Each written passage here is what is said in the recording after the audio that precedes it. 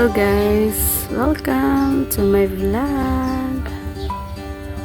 For today's vlog guys, ayan, medyo maganda ang panahon ngayon guys, walang ulan, sakto lang yung init po guys, kaya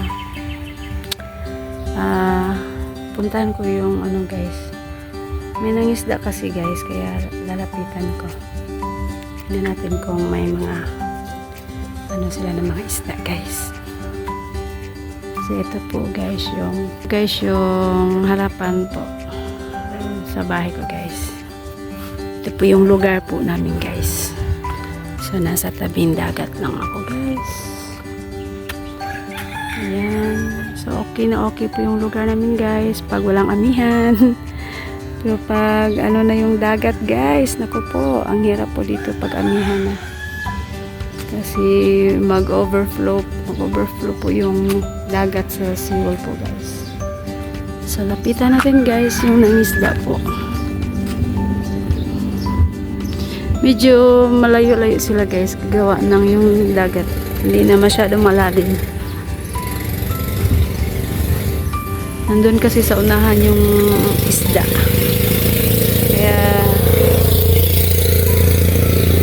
Kaya dyan sila nanguha ng isda guys. Ayan o. Yung tawag dyan di ba lambat? Yung sa amin kasi sa Bisaya is pukot. So sa Tagalog kasi yung pukot is lambat. Ayan o, nag-ano sila ng isda. So ito po yung guys yung seawall. Pag early morning guys, dito ako coffee. Dito ako mag-coffee. Tapos merong pandesal. Bibili ng pandesal. Tapos dito kakain ng iinom ng coffee. Ang linaw ng dagat sobra. Ang ganda ng panahon.